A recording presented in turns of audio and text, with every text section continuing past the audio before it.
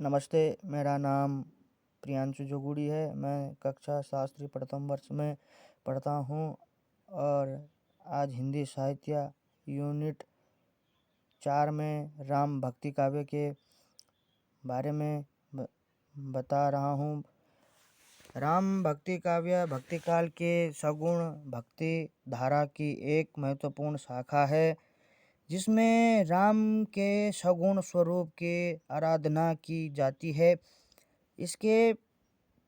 इसकी मुख्य विशेषताएं मर्यादावाद, सामान्यवाद की भावना और लोक कल्याण है। तुलसीदास इस धारा के सबसे प्रमुख कवि है, जिनकी रचनाओं ने राम की भक्ति को आम जनता तक पहुंचाने में महत्वपूर्ण भूमिका निभाई है। राम भक्ति काव्य की विशेषताएं। मर्यादावाद। राम को मर्यादावाद पुरुषोत्तम के रूप में चित्रित किया गया है और उनके जीवन को एक आदर्श मर्यादा के रूप में प्रस्तुत किया गया है। सामान्य वह की भावना। इस काव्य में विभिन्न धर्म दर्शनों जैसे शैव, शौर्य, विष्णुवाद, निर्गुण, सगुण और सामाजिक वर्ग के बीच में सामंजस्य स्थापित करने का प्रयास किया गया है। लोक कल्याण की भावना। राम भक्ति का उद्देश्य लोक कल्याण है, जहां मानवतावादी दृष्टिकोण को बढ़ावा दिया जाता है। दास्य भाव।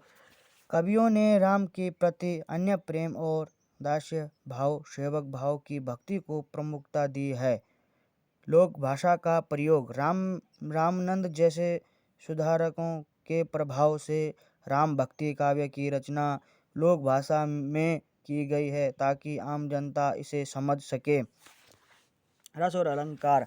इस काव्य में भक्ति रस की प्रधानता है, हालांकि इसमें शांत रस का भी प्रमुखता से वर्णन है। इसके साथ ही 9 रसों का वर्णन किया गया है।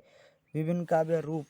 राम काव्य में विभिन्न काव्य रूपों जैसे दोहा, चौपाइयों का प्रयोग किया गया है। प्रमुख कवियों का योगदान। तुलसीदास राम भक्ति काव्य धारा के सबसे प्रमुख कवि हैं। उनके महाकाव्य रामचरितमानस ने इस धारा को सबसे अधिक व्याख्या दिलाई। रामानंद राम भक्ति काव्य धारा के चिंतन का मेरुदंड माने जाते हैं। उन्होंने रूढ़िवादी का विरोध किया और लोक भाषा में काव्य रचना को बढ़ावा दिया। ईश्वर दास। तुलसीदास से पहले राम काव्य की रचना करने वालों में शामिल थे। उनकी रचनाओं को तुलसीदास की रामचरितमानस का पूर्व भाषा माना जाता है।